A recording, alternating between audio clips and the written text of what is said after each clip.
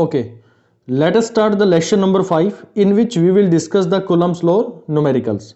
You have already learned about the 4 chapters in which I have covered the topics like Coulomb's law, what is charge, and electric field, and also electric field potential. So this is first lecture of the numericals in which we will discuss the Coulomb's law numericals. Then we will discuss the numericals on the electric field, and then we will discuss the numericals on electric potential. All will be covered in the next lecture. In this lecture we only cover Coulomb's law numericals. Okay, let's move to the numericals. This is question number 1, in which the statement says that when a piece of polythene is rubbed with wool, a charge of -2 into 10 की power -7 coulomb is developed on the polythene. What is the amount of mass, important, which is transferred to the polythene? तो आप लोगों के सामने question दिया गया है जिसके अंदर में ये कहा गया है कि एक पॉलिथीन है, उसको रब किया गया है वुल के साथ में, तो उसके ऊपर में एक चार्ज डेवलप हो जाता है, दैट इज -2 की पावर 10 की पावर -7 कूलम्ब वहां पर डेवलप हो जाता है। किसके ऊपर में? पॉलिथीन के ऊपर में। तो यहां पूछ रहा है कि कितना मास ट्रांसफर हो जाता है। भाई आपको पता है कि जब एक मान लो 2 बॉडीज आप लोगों ने यहां पर रब करी है, मैं चार्जेस के ऊपर में बात कर रहा हूं, कूलम्ब्स लॉ पर आगे क्वेश्चंस हम इसके ऊपर भी डिस्कस करेंगे। पहले हम let us see the question on charges. जब हमारे पास में एक इलेक्ट्रॉन है, there is an electron having mass and when it transform from one body to another body, this body gains some masses, okay, but this body lose some mass. तो यहां पर यही पूछ रहा है कि how much the mass will be gain by this body. तो वही क्वेश्चन है, कैसे फाइंड आउट करेंगे इसका, how to find the question. आप सबको पता है कि जो चार्ज हमारे पास में क्वांटाइज्ड होता है, ऑलरेडी आपने लेक्चर के अंदर में पढ़ा होगा मेरे, तो वहां पर आप लोग को बताया था कि charge that will be transferred is integral multiple of basic charge magnitude, E उसके पास में हो गया।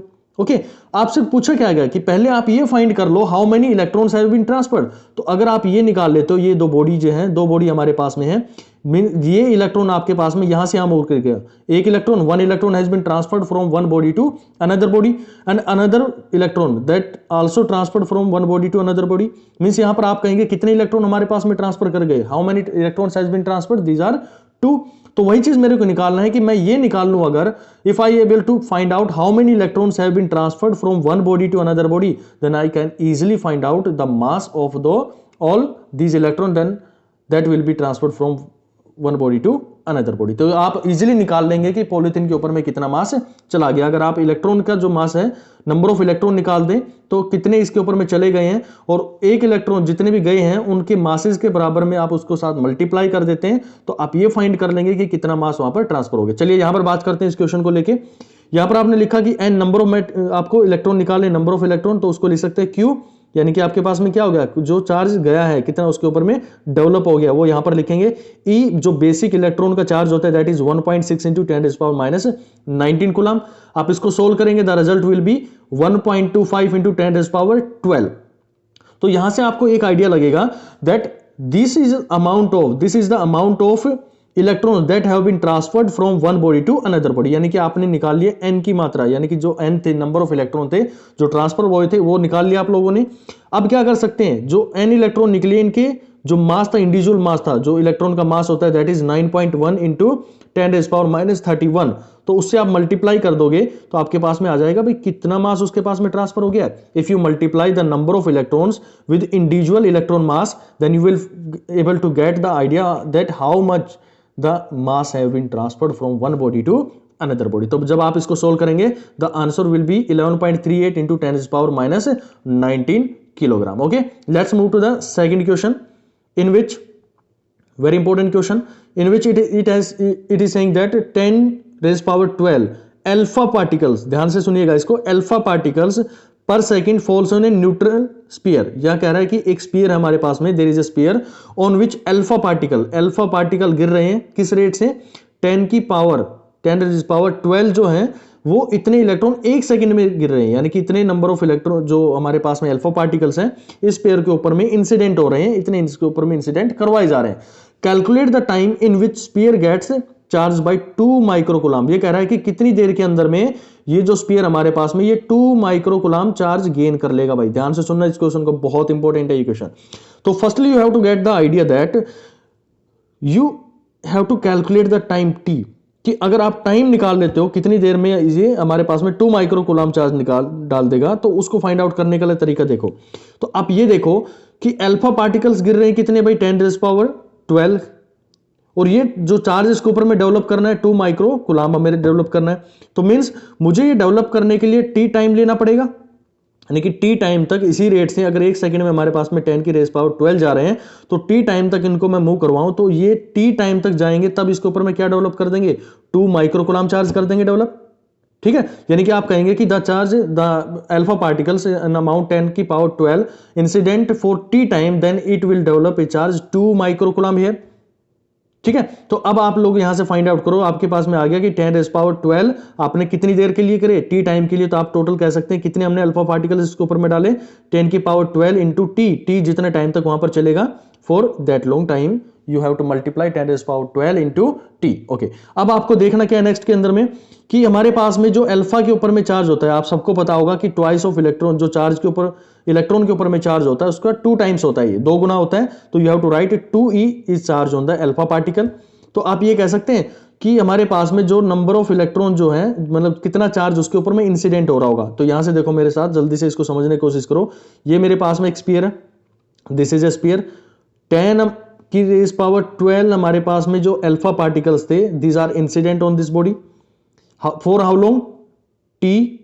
ओके, और आपको ये पता है कि जो हमारे पास में अल्फा पार्टिकल होते हैं, ये तो नंबर ऑफ अल्फा पार्टिकल्स हो गए, और हर अल्फा पार्टिकल के पास में कितना चार्ज होता है, दैट इज 2e होता है भाई हमारे पास में। तो आप ये निकाल लेंगे कि टोटल चार्ज हमारे पास में क्या आ गया 10⁻12 इंटू टी इंटू 2e।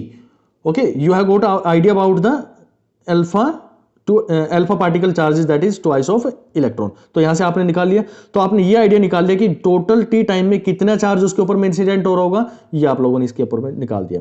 अब उसको चाहिए कितना चार्ज, तो आपको पढ़ा था क्वांटाइजेशन ऑफ चार्ज पढ़ा था 2ne, ये तो चीज आपने पढ़ी थी भाई। तो यहां पर हमारे पास में क्या गिवन है, क्वांटाइज चार्ज 2e गिवन है। ओके, और तो हमारे पास में टोटल जो क्वांटाइज चार्ज है वो कितना गिवन है भाई, q गिवन है, यानी कि 2 माइक्रो कूलम्ब है। और हमारे पास में जो चार्ज हमने डेवलप किया दैट इज ne, ये डेवलप्ड हमारे पास में चार्ज है, this is developed charge by falling alpha particles incidenting alpha particles on the neutral sphere. जितना आप लोगों ने इसके ऊपर में स्फीयर के ऊपर में डाला तो ये चार्ज उसके ऊपर में डेवलप हुआ, और जब इतना चार्ज उसके ऊपर में गया तो कितना चार्ज उसके ऊपर में आ गया, तो आपने कहा कि 2 माइक्रो कूलम्ब उसके ऊपर में चार्ज आ गया।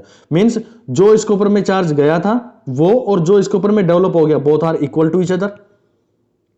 ठीक है, तो आपको क्या करना है, जो 2 माइक्रो कूलम्ब था उसको क्या लिख सकते हैं, माइक्रो कूलम्ब है हमारे पास में, यूनिट है किसकी, चार्ज की, वो उसको हम लिख करते हैं कूलम्ब्स के अंदर में। तो आप लिख सकते हैं कि जो माइक्रो है, you can write micro as 2 into 10⁻⁻6 coulomb यहां पर लिख सकते हैं। ओके, तो वही चीज मैंने करी है, यहां पर मैंने इसको इक्वेट किया है, जो हमारे पास में चार्ज डेवलप हुआ था जब स्फीयर के ऊपर में इंसिडेंट हुआ था, दैट इज 10⁻12 इंटू 2e यहां पर हमारे पास में आ गया। मुझे निकालना क्या था, what I have to find the time period. तो टाइम पीरियड यहां से निकाल सकते हैं भाई, we can calculate t easily by solving this equation, you will get answer 6.25 second. I hope आप लोगों को ये क्वेश्चन समझ आ गया होगा। चलिए अब बढ़ते हैं नेक्स्ट क्वेश्चन की तरफ, let us move to the next question. Okay, now I will start the Coulomb's laws numericals. ये तो हमारे पास में बेसिक था, जो हमने चार्जेस को लेके अपनी एक धारणा बनाई थी कि भाई चार्ज होता क्या है, कैसे वो हमारे पास में ट्रांसफर होता है, how it transfer from one body to another body, and जब ट्रांसफर हो रहा है देखो उसी के बेसिस के क्वेश्चन पे कैसे इंटरेस्टिंग क्वेश्चन यहां पर मैंने डेवलप कर दिया। चलिए नेक्स्ट क्वेश्चन हम बात करते हैं, नेक्स्ट टॉपिक कूलम्ब्स लॉ के बारे में देखते हैं भाई। तो कूलम्ब्स लॉ के बारे में मैंने एक लेक्चर जो डाला था, आई होप आप लोगों ने वो बहुत अच्छे से देखा होगा और उसमें कंसेप्ट को समझने की कोशिश करी थी।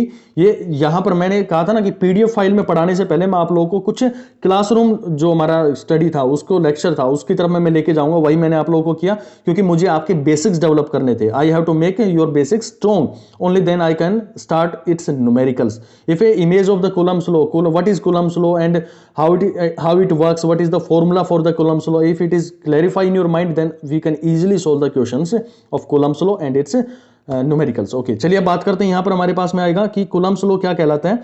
तो कूलम्ब्स लॉ आप लोगों ने पढ़ा था कि जब भी हमारे पास में कोई भी दो चार्जेज सेपरेटेड है, means if two charges are separated by a distance r, then the force exerted on the body is directly proportional to charges. You have already studied in the classroom lecture, and it is inversely proportional to the separation between their centres. वहां पर जो centres होते हैं उनके separation के बीच में होता है, उनके बीच में जो डिस्टेंस होती है उसी को हम सेपरेशन का यूज करके उसका डिस्टेंस निकालते हैं, that is known as R. Okay, चलिए अब बात करते हैं कि दो चार्जेस हो सकते हैं, या तो वो रिपेल करें, means if they are of both type, that is positive positive and negative negative, they will repel each other.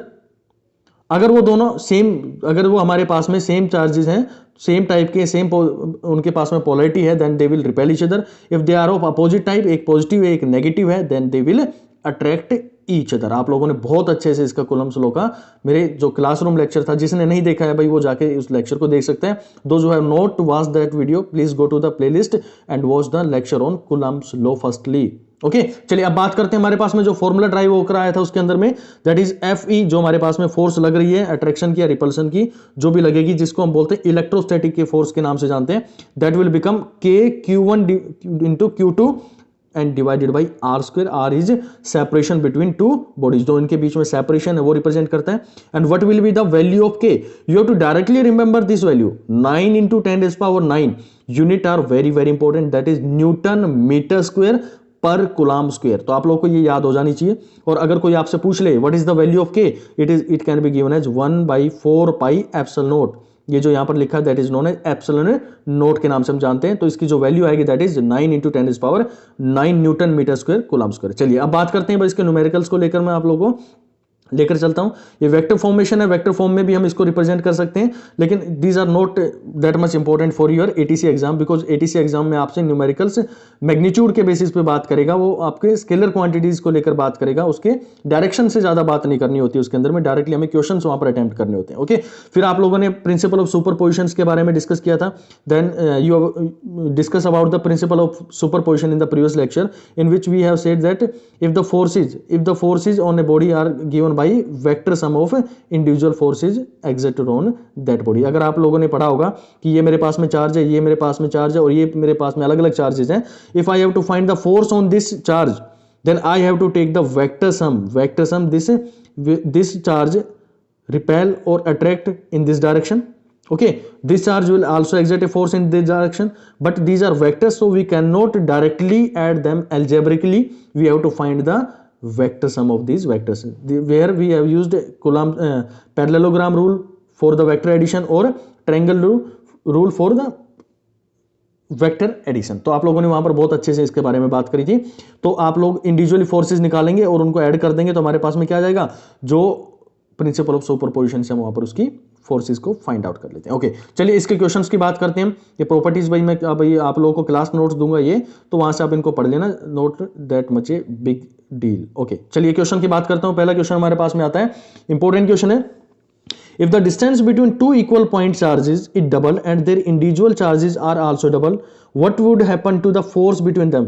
ये बहुत बेसिक क्वेश्चन है, ये आपको बहुत बेसिक क्वेश्चन, आप देखते इस क्वेश्चन को कर लोगे, लेकिन मुझे ये क्वेश्चन करवाना जरूरी है क्योंकि मुझे आपको अगले स्टेप पर लेके जाना है। अगर मैं आपको सीधा ये मेरे पास में यहां से यहां तक पहुंचने के लिए मेरे पास में 3 सीढ़ियां हैं, there are 3 steps to go to the top level, तो आप क्या करेंगे, सीधा टॉप लेवल पे चले जाएंगे? नहीं, मुझे आपका बेसिस बनाना पड़ेगा, फिर थोड़ा मिडिल लेवल का और लास्ट में मुझे एडवांस लेवल का आपका क्वेश्चन करवाना पड़ेगा, ताकि आपका एक लेवल वाइज अगर स्टडी करते हैं ना, if you study in a level wise then you will get 100% score in your examination. Okay, चलिए बात करते हैं इस क्वेश्चन को लेके। यहां पर कह रहा है कि मेरे पास में जो चार्ज है उसको डबल कर दिया जाए।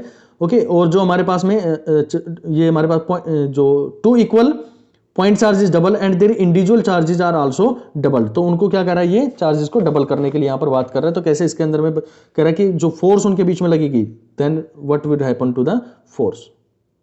सो you all know the what is the formula for the force, that is 1/4 pi epsilon naught Q into में Q। देखिए जब भी हमारे पास में 2 चार्जेस होंगे तो उनके ऊपर में एक फोर्स हमेशा और हमेशा लगेगी, there always exert a force between 2 charges, whether that is attracting force और रिपल्सिव फोर्स। कैसी भी फोर्स हमारे पास में हो सकती है, तो वो चार्ज जो लगेगा, चार्जेस के बीच में हमेशा फोर्स आप निकालोगे कूलम्स लॉ का यूज करके। You have to always find the forces between 2 charges by using the Coulomb's law. Okay, यहां पर क्वेश्चन के अंदर में दिया, ये आपके पास में फॉर्मूला गिवन है, आप सबको पता है इस फॉर्मूले के बारे में। आप कैसे सोल्व करेंगे, यहां पर कहा गया आपसे कि जो सेपरेशन है, दोनों के बीच में जो सेपरेशन थी वो भी इन्होंने क्या कर दिया, डबल कर दिए।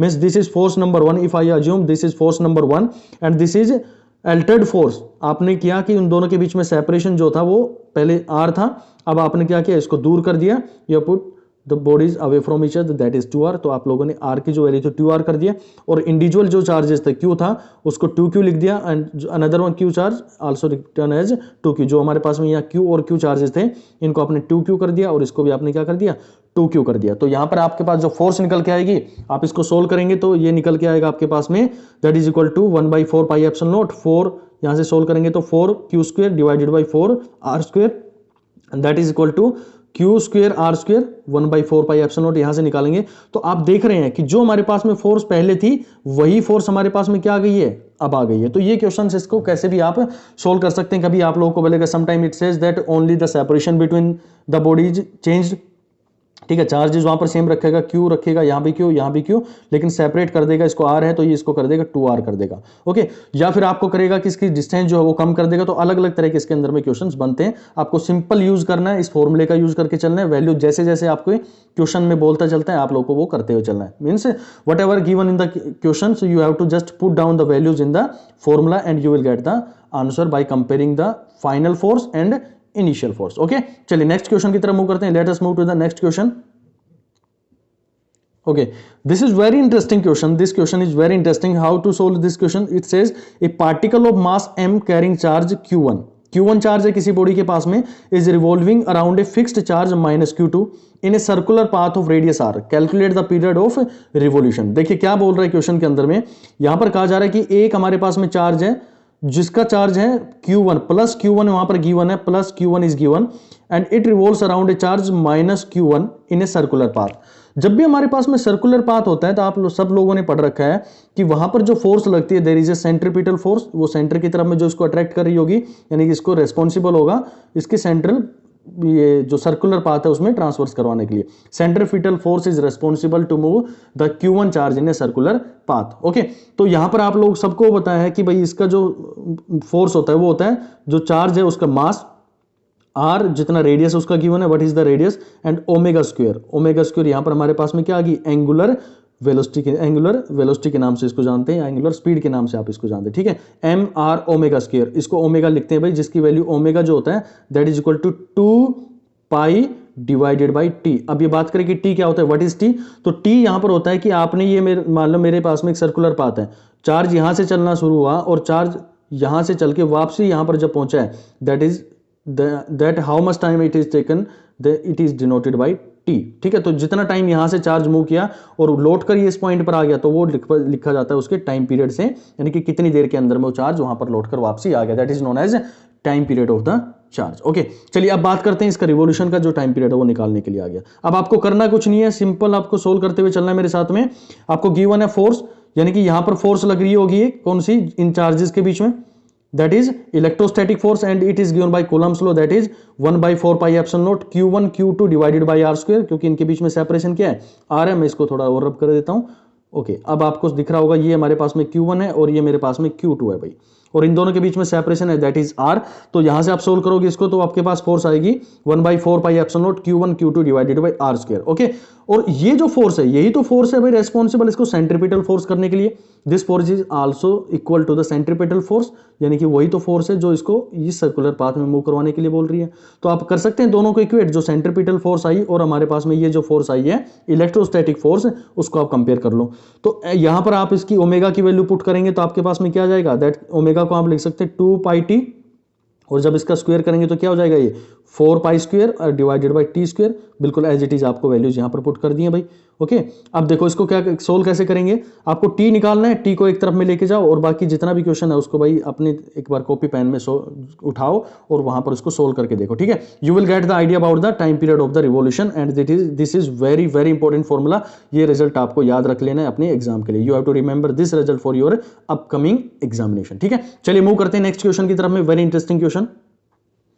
Okay, now I will discuss about the equilibrium of the charge particle। देखो चार्ज पार्टिकल का इक्विलिब्रियम के बारे में बात करेंगे तो इक्विलिब्रियम का मतलब ये होता है कि मान लो ये मेरे पास में एक सिस्टम है, सिस्टम ऑफ चार्जेस है, in the equilibrium net electric force on every charge particle is zero. पहली चीज तो ये होनी चाहिए कि जितने भी हमारे पास में चार्ज पार्टिकल है उनके ऊपर में लगने वाला फोर्स जो है वो जीरो होना चाहिए। अब मैं इसकी डेप्थ में आप लोगों को लेके नहीं जाऊंगा, उसी के अंदर में मेरा एक लेक्चर निकल जाएगा, वरना मैं यहाँ पर सीधा आप लोगों को रिजल्ट के बारे में बात करूंगा। तो कह रहा है कि the equilibrium of charge particle under the action of Coulomb's law alone can never be stable. ठीक है, यहां पर ये कह रहा है कि जो हमारे पास में फोर्स होगी उसको हमें ये निकालना पड़ेगा कि जो चार्जेस हैं सभी के चार्जेस के ऊपर में इक्विवेलेंट जो हमारे पास में उनके ऊपर में ईच एंड एवरी जो नेट इलेक्ट्रिक फोर्स है वो जीरो होनी चाहिए। तो इसका भाई डायरेक्टली रिजल्ट याद रखना आप लोगों को, जब पूछा जाए, जब आप लोगों से ये पूछा जाए कि आपके पास में 2 चार्जेस हैं वो एक से नेचर के हैं, एक से नेचर के हैं, तो उसके ऊपर में लगने वाला जो फोर्स होगा आप लोगों को निकालने के लिए बोल दिया जाए तो उसका जो डायरेक्ट फॉर्मूला होता है दैट इज KQ1Q। यहां पर आप लोगों को एक चार्ज रखना है, तो यहां पर आपके पास में सफिशिएंट कंडीशंस क्या होनी चाहिए इसको रखने के लिए कि जो हमारे पास में 2 चार्जेस है वो भाई सेम नेचर के होनी चाहिए पहली चीज तो, the both charges are of same nature. तो आपसे पूछा जाएगा कि तीसरा जो चार्ज है वो कहां पर प्लेस करे, we to place the third charges in between the system. तो आप लोगों को क्या करना है, पहली कंडीशन तो ये सेटिस्फाई होनी चाहिए कि दोनों चार्जेस हमारे पास में लाइक नेचर के हो, और तीसरा जो चार्ज रखा जाएगा याद रखना इस चीज को हमेशा उससे अपोजिट नेचर का रखा जाएगा। मींस अगर हमारे पास में पॉजिटिव चार्जेस हैं then you have to place negative charges, if these are of negative charges then you have to place positive charges in between the system of 2 charges. तो ऐसे आप रखेंगे तो आपसे पूछा जाएगा कि कितना चार्ज होगा, उसकी वैल्यू क्या निकालनी होगी, what type of the how much the magnitude of this q charge that is test charge or the equilibrium bring charges। यहां पर इसको बोल सकते हैं कि भाई इस पूरे सिस्टम को इक्विलिब्रियम पे लाने वाले इस चार्ज का वैल्यू क्या होगा और ये जो होगा इसका सेपरेशन क्या होगा, चाहे इस चार्ज से निकालना हो या चाहे इस चार्ज से निकालना हो। तो आपको डायरेक्टली इसका रिजल्ट है वो याद रखना है भाई, if you have to find the distance, if you have to find the distance from the charge that is equal to x this one from q1 charge, okay, that is equal to q1 divided by q2 root q1 plus में root q2 और आपके पास में इसका root आ जाएगा। ठीक है, तो डायरेक्टली आपको क्या करना है, जो हमारे पास में पहला चार्ज है उसका रूट लीजिए और नीचे क्या करेंगे, दोनों का सम अप करके नीचे आप इसको लिख देंगे। तो आपको ये पता लग जाएगा कि इस पूरे सिस्टम के, मान लो ये पूरी आप लोगों को जगह दे रखी है, यहां से आपका ओरिजिन शुरू है, मान लो दिस इज 0 और आप ऐसे बढ़ते बढ़ते 1 metre 2 metre 1 centimetre 2 centimetre 3 centimetre ऐसे पहुंच रहे हैं, तो आपने यहां पर पहुंच गए 5 सेंटीमीटर। अगर मान लो आप यहां से कैलकुलेट करना चाह रहे हैं Q1 से, तो Q1 से जो डिस्टेंस होगा दैट इज इस पॉइंट चार्ज की जिसको यहां पर रखते ही हमारा सिस्टम बैलेंस हो जाएगा। तो ये जो डिस्टेंस होगी इसको कैसे मेजर करेंगे, इसका डायरेक्ट फॉर्मूला आप लोग को याद रखना है, Q1 root divided by Q1 root plus में Q2 रूट और इनटू में R, ये भी हमारे पास में क्या आ जाएगी, R क्या है, दोनों के बीच में सेपरेशन। हम इसके क्वेश्चन देखेंगे वहां पर इसको डिस्कस करेंगे। फिर आपसे पूछ लिया जाए what is the value of the charge which has to be place in between the system to make its in equilibrium. तो आप क्या करेंगे, इसका जो वैल्यू होगा डायरेक्टली याद रखना है, that is minus Q1 Q2, यानी इस चार्ज का और इस चार्ज का दोनों का multiplication with negative sign divided by root of Q1, root of this charge Q1 and root of this charge Q2, और आप लोगों को उसका क्या करना है, उसका स्क्वायर कर देना। You have to take the square whole square of this Q1 root plus में Q2 रूट। ओके, तो आप लोगों के पास में ये मिल जाएगा कि इसकी वैल्यू क्या रखनी है, और ये यहां से यहां तक की जो डिस्टेंस है वो आप इजीली फाइंड आउट कर लेंगे। We will use these formulas to solve our questions. आपको सिर्फ और सिर्फ ये याद रखना है कि जब किसी सिस्टम को बैलेंस करना है तो उसके अंदर में 2 चीज आपको ध्यान रखनी है कि भाई कितनी दूरी पे रखना है, पहली चीज तो कहां पर उसको रखना है, वेयर टू प्लेस, और कितना चार्ज आपको प्लेस करना है और किस नेचर का होगा। ध्यान से ये भी देखना कि किस नेचर का होगा। यहां पर देखो आपको नेगेटिव सामने आ रहा है, मैंने यहां मैग्नीट्यूड यूज नहीं किया है। अगर वो पॉजिटिव चार्जेस हैं तो वो नेगेटिव हो जाएगा ऑटोमेटिकली, लेकिन अगर वो नेगेटिव चार्ज है तो यहां पर क्या जाएगा, हमारे पास में पॉजिटिव चार्ज आएगा। ओके, चलिए मूव करते हैं नेक्स्ट क्वेश्चन की तरफ में भाई। अब मैं बात करता हूं कि अभी तो हमने एक लीनियर सिस्टम था, लीनियर लाइन के ऊपर में सिस्टम था, वहां पर आप लोगों ने चार्ज को बैलेंस करके देखा है। Now I have to make some geometrical point charges system in which I have to balance the system. तो वहां पर आपसे बात करें तो 2 शेप्स हैं, बहुत इंपॉर्टेंट है आपके एग्जाम पॉइंट ऑफ व्यू से। ये both shapes are very important for your exam. आपको ये फाइंड करना होगा कि भाई ये जो चार्ज है वो आपको कितना रखना है, what type, how much value of this charge to be placed in this system और इन स्क्वायर सिस्टम। तो ये डायरेक्टली आपको रिजल्ट याद रखने हैं भाई, ये क्वेश्चंस के अंदर में यूज होगा। अगर मान लो आपको इक्विलेटरल ट्रायंगल दे दी गई है, the value of the charge that is equal to Q, तो आपके पास में जो चार्ज है यहां पर रखे हुए, मान लो ये Q रखा हुआ है, this is Q and this is Q and this charge I have to place in between the equilateral triangle having value capital Q, then its value is equal to minus Q divided by root 3। तो यहाँ पर जो charge अगर हम इतना रख देंगे तो ये पूरा जो सिस्टम है वो एक दूसरे से बैलेंस हो जाएगा, यानी कि नेट फोर्स जीरो हो जाएगी। देखो नेट फोर्स का जीरो का मैं आप लोगों को मतलब समझाता हूँ क्या कहना चाह रहे हैं। यहाँ पर कहना चाह रहा है, मान लो एक फोर्स है, इस बॉडी पे आपने फोर्स लगाई, ठीक है, अभी कुछ नहीं है, यहाँ पर केवल एक मेरे पास में ऑब्जेक्ट है, इस पर मैंने फोर्स लगाया इस डायरेक्शन में, तो ये क्या करेगी, इस डायरेक्शन में मूव कर जाएगी। और इस बॉडी पे मैंने इस डायरेक्शन में फोर्स लगाया तो ये इस साइड में मूव कर जाएगी। The body moves in this direction. If I placed equal, this is 5 newton and this is 5 newton, then what will be the result. अगर मैं ये बॉडी है मेरे पास में 5 न्यूटन से इधर लगाऊं और 5 न्यूटन से यहाँ फोर्स लगाऊं, then this body will remain in equilibrium, there is no moment in this body, so we say that system is in equilibrium. तो ऐसे केसेस के अंदर में कहते हैं कि हमारे पास में सिस्टम क्या है, इक्विलिब्रियम में। तो वही करना है कि मेरे को ऐसा हो कि ये चार्ज मैं प्लेस कर दूं तो ना ये चार्ज कहीं दूर भागे, ना ये चार्ज कहीं दूर भागे और ना ये चार्ज कहीं दूर भागे, यानी कि सब पे लगने वाला जो इक्विवेलेंट फोर्स है वो क्या हो जाए, जीरो हो जाए, वही हमारे पास में इक्विलिब्रियम होगा।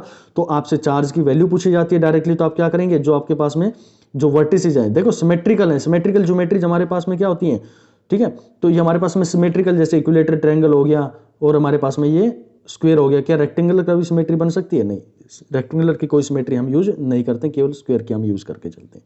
ओके, तो ये जो चार्ज की वैल्यू आप फाइंड कर लेंगे, -q divided by √3। Okay, now move to the square. अब इस स्क्वायर के अंदर में वैल्यू क्या रहेगी हमारे पास में, याद रखना भाई इसकी वैल्यू को, जो भी इसके वर्टिसेस पे हमारे पास में चार्ज रखा है, whatever the charge is placed on the vertices of the square, that is -q।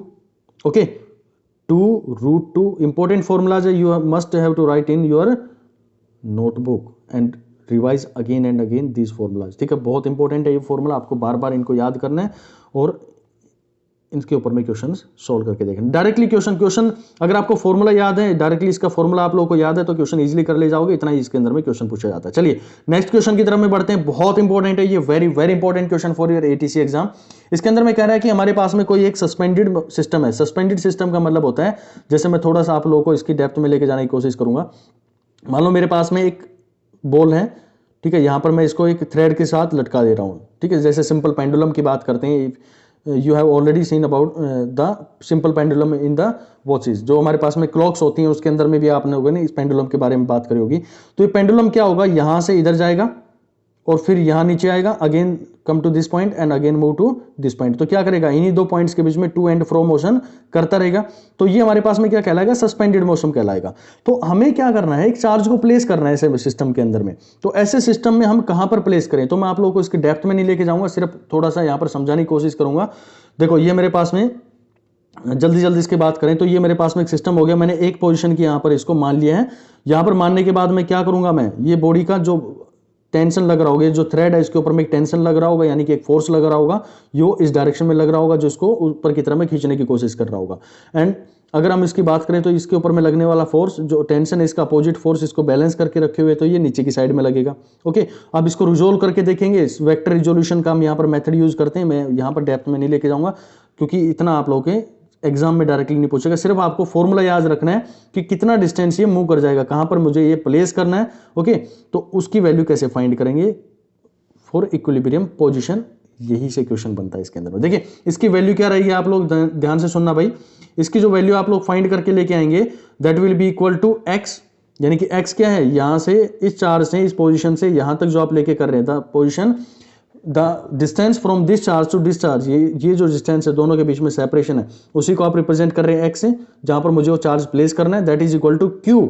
जो क्यू हमारे पास में ये चार्ज है, चाहे ये चार्ज उठा लो चाहे ये चार्ज उठा लो, वो सेम चार्ज हमारे पास में, उसी की बात कर रहे हैं। और L the length of the thread, ठीक है, divided by 2 pi epsilon naught into में एम, यानी कि mass of the body, and G is gravity, acceleration due to gravity, जिसकी वैल्यू आप 9.8 मीटर पर सेकेंड स्क्वायर लेते हैं। तो ये आप डायरेक्टली इसका फॉर्मूला याद रखेंगे।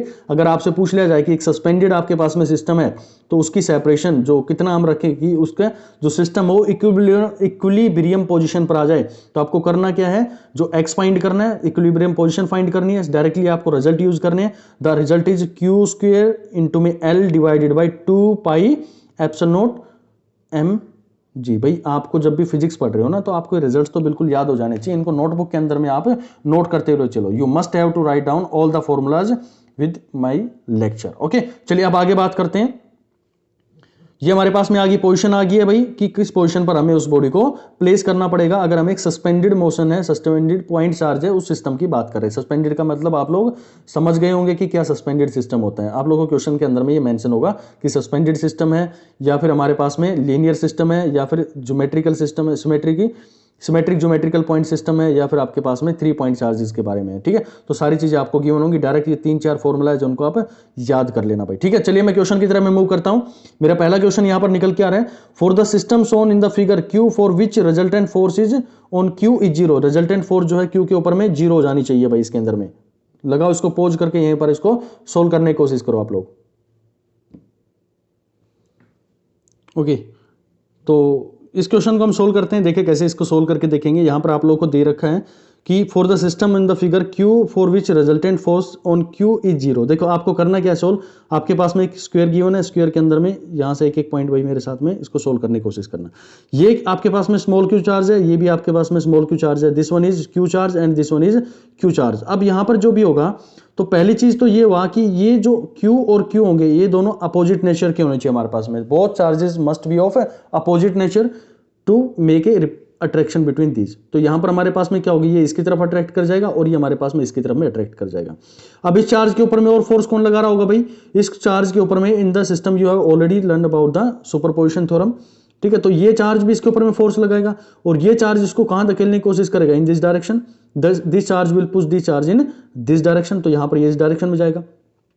अब यहां पर हमारे पास में दो charges, you have already learn about the vector resolution कि दो हमारे पास में चार्जेस इस तरह से बने हुए हैं, मतलब दो फोर्सेस हमारे पास में। तो इसका जो रिजल्टेंट होगा, what will be the resultant in this direction. तो ये हमारे पास में 90 डिग्री है। तो ये अगर मान लो मैं एफ मानता हूं और इसको भी एफ मानता हूं, if I consider this force as F and this force also F, then this resultant will be √2f। आप लोगों ने बहुत अच्छे से पढ़ा इसको कि ये जो हमारे पास में रिजल्टेंट आएगा इसको हम किससे रिप्रेजेंट करेंगे, √2f से रिप्रेजेंट करेंगे भाई। तो यही मैंने यहाँ पर आपके सामने रिप्रेजेंट करके दिखाया कि ये जो फोर्स होगी इस पे जो लग रही होगी और ये जो फोर्स लगेगी, देखो इनके जो एरो हेड है ऊपर की साइड में, then resultant must be in this direction. तो आपका रिजल्ट भी क्या होगा, इस डायरेक्शन में होगा। यानी कि एक फोर्स लग रही है डाउनवर्ड और एक फोर्स लग रही है इसकी अपोजिट। अगर आपको सिस्टम को बैलेंस करना है, सिस्टम को बैलेंस करना है यानी कि क्यू को इक्विलिब्रियम पे लेके आना है, you have to bring the charge Q at its equilibrium, then both forces must be of opposite nature. यानी कि दोनों फोर्सेज जो होंगे अपोजिट और इक्वल होनी चाहिए। तो आप यही करना है, attraction force on Q due to charge Q and repulsion force on Q due to Q, उसको आप इक्वेट करेंगे। तो यहां से इसकी वैल्यूज को आप रिप्रेजेंट करेंगे। एफ ए फोर्स क्या होगी, आप यहां से निकाल सकते हैं कूलम्ब्स लॉ से इस फोर्सेज के बारे में, के क्यू बड़ा क्यू जो हमारे पास में कैपिटल क्यू इंटू में small Q divided by A square. A is the separation between them, that is side of the square. Okay, फिर हम बात करें दूसरा रिपल्शन फोर्स। रिपल्शन फोर्स आप इजीली निकाल लोगे। कैसे निकालोगे भाई, ये हमारे पास में हमारे पास में दो चार्जेस हैं। तो ये जो A है और ये A है, तो इसका डायगोनल कितना होता है, एक जो स्क्वायर होता है उसका डायगोनल की वैल्यू क्या आती है, what will be the value of its diagonal, √2a होती है। तो आपके पास में क्या आ जाएगा, the separation between the body is √2a and the charges Q and Q, तो आपके पास में k स्क्वायर आ जाएगा। जब इनको दोनों को आप सोल्व करके देखेंगे तो k की जो वैल्यू आपके पास में आ जाएगी, Q is equal to -2 √2 into में Q। इंपॉर्टेंट रिजल्ट भी है और इस क्वेश्चन का आंसर भी है, तो भाई आप इसको अच्छे से याद कर लें। This is very important result and answer of this question. Okay, next move to the next question. Okay, this is very interesting question in which it says the 5 point charges each of value plus q are placed on a 5 vertices of regular hexagon of side l। ठीक है, तो यहां पर आप लोगों से कह रहा है कि ये हमारे पास में एक हेक्सागोन है। Hexagon means it has 6 vertices। What is the magnitude of force on a point charge of value -q coulomb placed at the center of hexagon। यानी कि ये कह रहा है कि एक कोई चार्ज है -q, आपने इसके सेंटर पे प्लेस कर दिया, you have placed a -q charge on that. तो यहां से आपसे पूछा गया है कि इसके जो हमारे पास में फोर्स होगी वो कितनी इसके ऊपर में लगेगी, what will be the magnitude of force on the point charge of value -q। देखिए अगर मान लो हमारे पास में हेक्सागोन है, हेक्सागन की हमारे पास में कितनी होती है, 6 वर्टिसेस होते हैं। You have to put the 6 charges on the vertices of the hexagon, but in the question it is given that only 5 point charges, 5 ही पॉइंट चार्जेस हैं जो यहां पर गिवन है। तो मान लो मैंने यहां पर एक दे दिया चार्ज, एक दूसरा यहां, तीसरा यहां, चौथा यहां और पांचवा यहां पर डाल दिया मैंने, और इस पर मैंने कोई भी चार्ज प्लेस नहीं किया। I have not placed any charge on E vertices. अब क्या करना है आप लोगों को, यहां से आप लोगों को देखना है if there had been a sixth charge, अगर कोई वहां पर कोई सिक्स्थ चार्ज रहा होता तो क्या होती, यहां से देखो यहां पर क्या होता, इसके बीच में लगने वाला फोर्स यहां पर भी कुछ ना कुछ एग्जिस्ट करता, यहां पर देखो ये था, यहां पर भी एक फोर्स रहता, इस चार्ज और इस चार्ज के बीच में there must be another force between this charge and this charge, again this charge और ये भी चार्ज के बीच में, और यहां पर भी चार्जेस के बीच में, यहां पर सबके बीच में फोर्स होते हैं। और अगर हम यहां पर एक चार्ज को प्लेस कर देते, let us suppose we have placed any charge on this position, तो यहां पर भी एक फोर्स लगता भाई। लेकिन यहां पर क्वेश्चन में ये गिवन नहीं है कि यहां पर चार्ज रखा हुआ है, यहां पर ये कहा गया कि यहां पर कोई चार्ज नहीं है, लेकिन हम अपना क्वेश्चन सोल्व करने के लिए ये मान लेते हैं कि यहां पर भी एक चार्ज रखा होगा।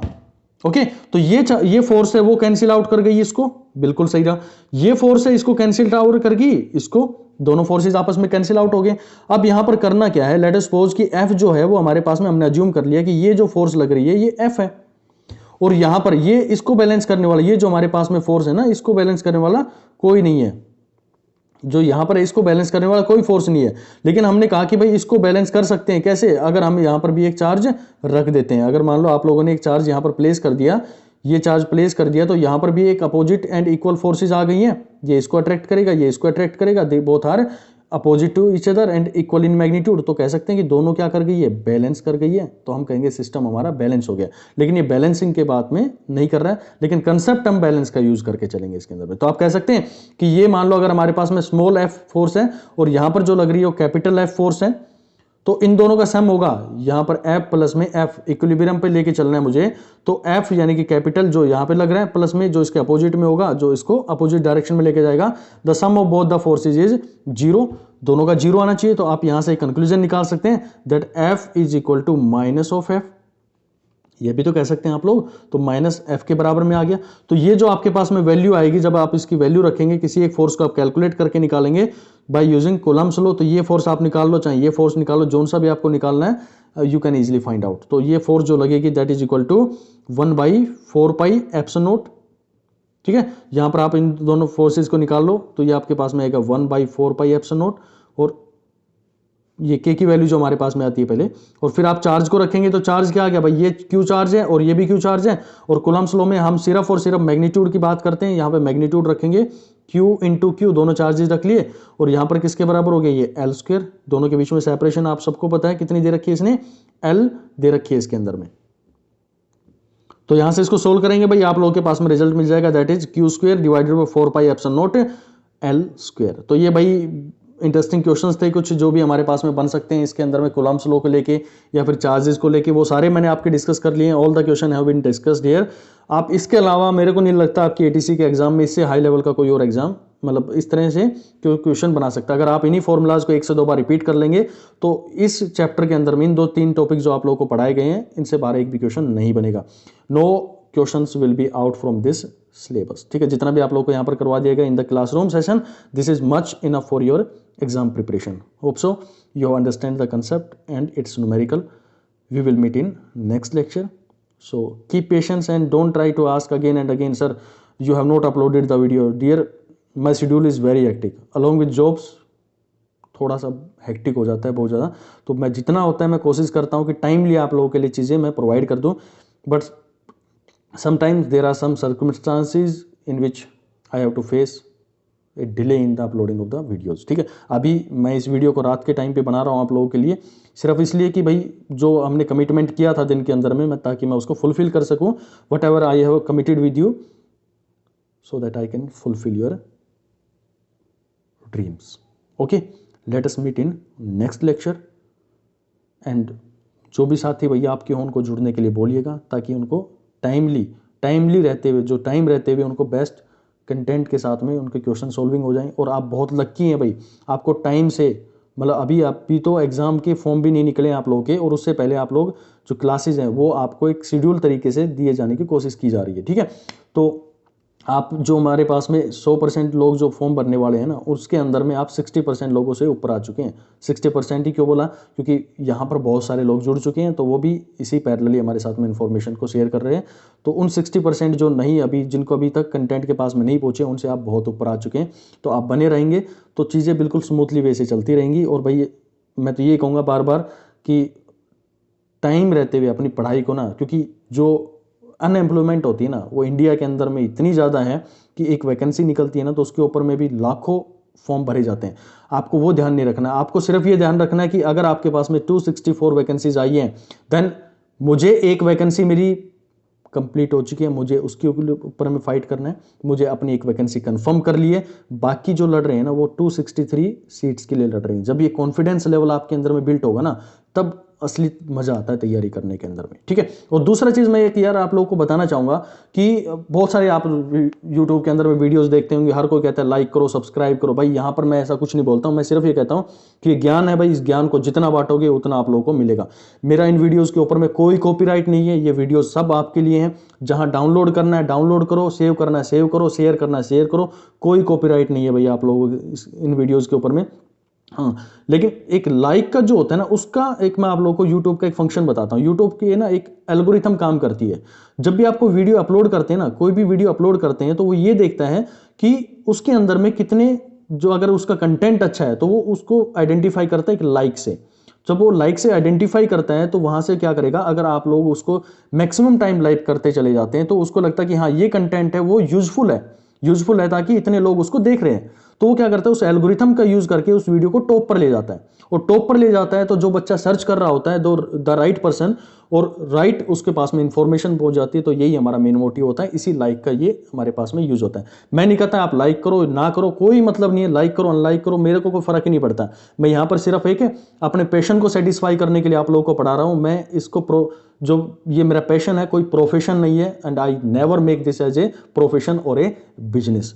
It is totally dedicated channel to all my students और एस्पिरेंट्स, ठीक है। तो भाई आप लोग अच्छे से पढ़ाई कीजिएगा और आलतू फालतू की चीज़ों में ज़्यादा ध्यान मत दीजिएगा।